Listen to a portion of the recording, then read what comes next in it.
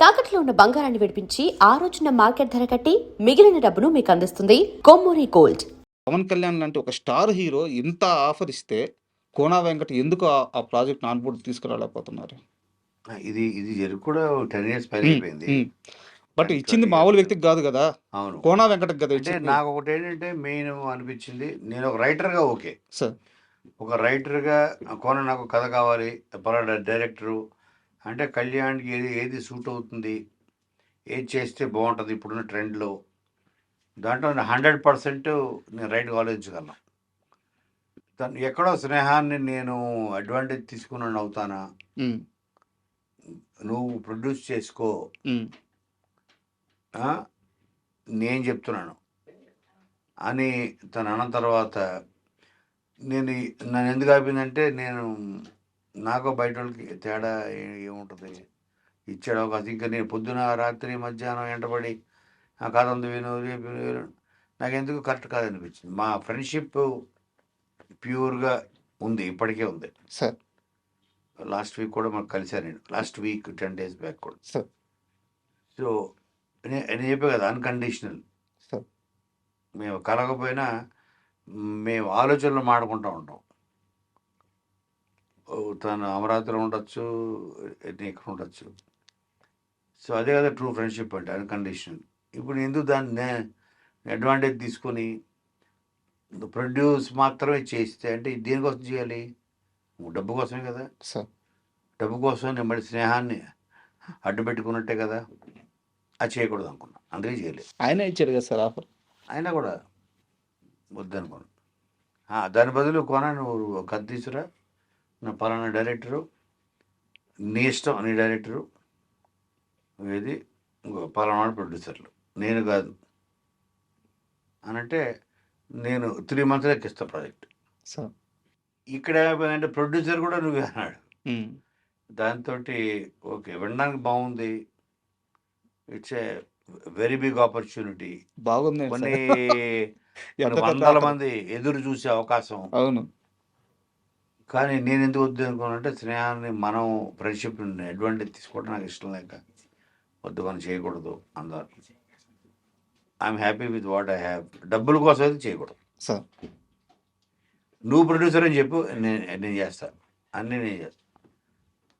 మనిద్దరం కలిసి మనిద్దరం ప్రొడ్యూసర్స్, నువ్వు చేయండి కూడా చేస్తాను సార్. నువ్వు ప్రొడ్యూసర్ చేసుకో అంటే చేయండి నేను. అండ్ వివి వినాయక్ సార్, ఆయనతో మీ రిలేషన్ గురించి ఎంత చెప్పుకున్నా తక్కువే. అవును. వివి వినాయక్ గారి సినిమాలు గమనించినప్పుడు ఏంటంటే, ఆయన కెమెరా ఫ్రేమ్స్ పెట్టే విధానం, అంటే నేను నాకు అంత నాలెడ్జ్ లేదు, బట్ అబ్జర్వేషన్ ప్రకారం చెప్తున్నాను. ఒక ఫన్ రావాలంటే ఆయన ఫ్రేమింగ్ ఒకలాగా ఉంటుంది, ఒక యాక్షన్కి ఒకలాగా ఉంటుంది. ఆయన అదుర్సు తీయగలడు, ఆది తీయగలడు, 100% తీయగలడు. అలాంటి వివి వినాయక్ ఎందుకు సార్ ఇప్పుడు యాక్టివ్గా లేకపోవడం? ఆయన నుంచి సినిమాలు రావాలని చెప్పి చాలా మంది వెయిట్ చేస్తారు. మధ్యలో ఏంటంటే తనకి కొంత హెల్త్ ఇబ్బంది అయింది sir. Now is completely all right sir. ఇప్పుడు మళ్ళీ ప్రతి వాళ్ళకి ఒక ఫేస్ ఉంటుంది, లో ఫేస్. అప్పుడు మనలో మనం కొంత ఒక అడుగు వెనక్కి వేసి, ఏం చేయాలి, ఇప్పుడు ఏం చేస్తే బాగుంటుంది అని ఆలోచించుకోవడానికి మనకు మనం టైం ఇచ్చుకోవాలి. మనకు మనమే టైం ఇచ్చుకోవాలి. ఇచ్చుకొని ఆ పీరియడ్లో తను ఉన్నాడని నా అభిప్రాయం. అంటే 100% తను కూడా ఎలా అయిందంటే, నేను చెప్పాను పూరి గురించి, అలాగే తను కూడా మంచి కంబ్యాక్ ఇచ్చే పొటెన్షియల్ ఉన్న డైరెక్టర్. మాస్ సినిమా అంటే ఏంటో వి వినాయక్ ఇచ్చే డెఫినేషన్. అంతే కదా సినిమా అంటే వి వినాయక్. నేను చాలామంది డైరెక్టర్స్తో ఇంటర్వ్యూలో మాట్లాడుతూ ఉంటాను సార్. చాలామంది చెప్పే మాట ఏంటంటే, హీరోలు యంగ్స్టర్స్ అప్పుడు, అంటే ఇప్పుడు స్టార్లు కానీ అప్పుడు యంగ్స్టర్స్గా ఉన్నవాళ్ళు, ఆది లాంటి సినిమా తీయండి అని చెప్పి ఇండస్ట్రీలో ప్రతి డైరెక్టర్ చుట్టూ తిరిగేవాళ్ళంట. డ్రీమ్ ఆది లాంటి సినిమా కావాలని. అంత మాస్ ఇచ్చిన డైరెక్టర్ ఆయన. సో ఆ కంబ్యాక్ కోసం వెయిట్ చేస్తాను. 100% నేను వెయిట్ చేస్తాను. ఇలా ఇన్ఫ్యాక్ట్ మాకు మధ్యన కూడా 2-3 మీటింగ్స్ జరిగాయి, తను కూడా చేయాలని. ఇప్పుడు మళ్ళీ స్టార్ట్ అయిపోయింది సార్. ఒకరిద్దరు హీరోలతో కూడా ఇటు మాట్లాడడం జరిగింది. రెడీ తను ఎప్పుడైతే రెడీ అయితే మేము అప్పుడు రెడీ. అంటే నేను రెస్పాన్సిబిలిటీ తీసుకొని, నేనే ఇప్పుడు నా సినిమా అయిపోయిన తర్వాత మరి చేయాలన్నది. ఎందుకంటే బాబీ నేను కలిపి మేము ఇచ్చాం కథలు కొన్ని. బలుపు, సార్ అలాగే అల్లుడు సీను, సార్ మీ ఇద్దరం కథ ఇచ్చి వి వినాయక్ డైరెక్షన్లో సినిమా చేయాలని ఫిక్స్ అయ్యాం. బాబీ గారు ఇస్తారా ఇప్పుడు ఆయన? ఎస్, ఇద్దరం కలిసి. అవునా? ఏ సో రైటర్ ఎక్కడికి పోతాడు? మనిషిలో ఉన్న రైటరే కదా. తను నీ డైరెక్షన్ నువ్వు చేసుకో. మనం కూర్చున్నాం అంటే ఒక వారం రోజుల్లో ఒక కథ తయారవుతుంది. ఆ కథ తీసుకెళ్ళి చెప్పామంటే వినయ్తో కూర్చుంటే అది ఇంకా డెవలప్ అయ్యి నీ డైరెక్షన్ నువ్వు చేసుకో. బాబీ గారిని మిమ్మల్ని చూస్తుంటే చాలా ముచ్చటేస్తుంటుంది సార్. ఎందుకంటే చిన్నప్పుడు కొడుక్కి నడక నేర్పించి ఆ కొడుకు పెద్ద అయిన తర్వాత తండ్రికి ఒక గర్వం వస్తుంది. ఇట్లా ఇట్లా కాలు ఎగరేసి ఆ కొడుకుతో కలిసి ట్రావెల్ అవ్వడం. 100%. అట్లా ఎందుకో మీ ఇద్దరిని చూస్తుంటే ఒక తండ్రి కొడుకుల్లాగా మొన్న ఆయన ఒక మాట అన్నారు ఫంక్షన్లో.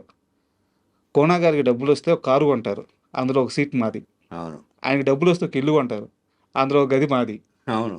ఆయన ఎప్పుడు అంటే ఇంత పెద్ద డైరెక్టర్ అయ్యారు, ఏ రోజు కూడా కోనా వెంకట్ని మళ్ళీ వేరు చేసి చూడట్లేదు ఆయన అసలు. 100%. నేను కూడా బాబీ సక్సెస్ వస్తే నా ఇంటి మనిషికి వచ్చినట్టు, నా కొడుకు వచ్చినట్టు, మీది ఇంకా నా తండ్రి ప్రేమే తమ్ముడికి కదా. వచ్చినట్టు, అంతే. ఉమ్, సో తన మీద కోప్పడతా, ఉమ్, తిడతా, ఉమ్, అలుగుతా. ఉమ్. ఎందుకంటే ఇంకా అది పీక్ ఆఫ్ లవ్ అనమాట. అది సార్ తప్పు చేయకూడదు.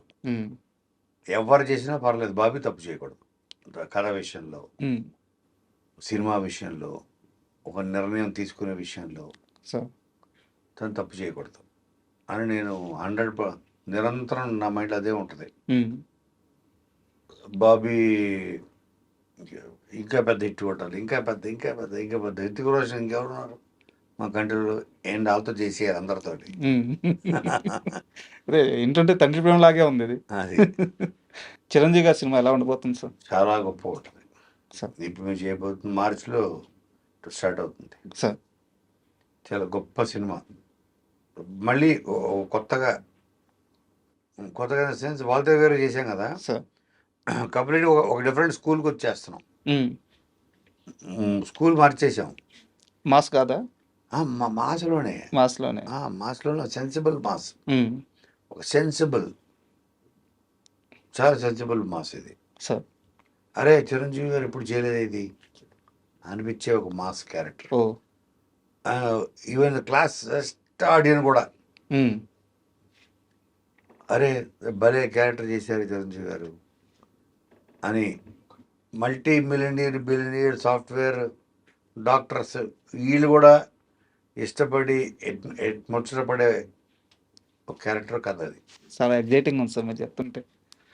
సార్ సరిగ్గా ఒక ఏడాది క్రితం ఇదే స్టూడియోలో ఇప్పుడు మీరు ఏ చైర్లో అయితే కూర్చొని ఉన్నారో అదే చైర్లో శ్రీనువైట్ల గారు కూర్చొని ఉన్నారు. ఓహో, నేను అప్పటికి యాంకర్ని కాలేదు, నేను రైటర్ని. బేసిక్గా ఒక 12-13 ఏళ్ళ నుంచి రైటర్ని. ఓకే. అదే చైర్లో శ్రీనువైట్ల గారు కూర్చొని ఉన్నారు. క్వశ్చనరీ రాసుకొని ఇచ్చాను. మొత్తం ఇస్తా భయపడతా మీ ప్రస్తావన గురించి క్వశ్చనరీ ఉంది, కొట్టేస్తారేమో చూస్తూ ఉన్నాను. ఓ కోనా గురించి ఉందా, ఓకే అని చెప్పి నవ్వేశారు ఆయన. ఉంచున్నాను అనమాట. అంటే తర్వాత కాలంలో మీ మాటలు కూడా విన్నాను. శ్రీనువైట్లతో ఇష్యూ వచ్చింది, బట్ ఓకే మేము ఫ్యూచర్లో కలిసి పనిచేస్తాము, టైం రావాలి అని చెప్పేసి మీరు కూడా అన్నారు, ఆయన కూడా అదే అంటున్నారు. 100%. సో మీ ఇద్దరి మధ్య ఏదో గ్యాప్ వచ్చింది కానీ ఆ గ్యాప్ని దాటేశారు. Correct word. గ్యాప్ని దాటేశారు. వైరం వేరు, గ్యాప్ వేరు. శత్రుత్వం వేరు. శత్రుత్వం అయితే రాలేదు. తెలియదు. మీతో సినిమా చేయడానికి ఆయన రెడీగా ఉన్నారు, ఆయనతో సినిమా చేయడానికి మీరు రెడీగా ఉన్నారు. అయితే ఇది కలపాల్సింది రైటరే కదా.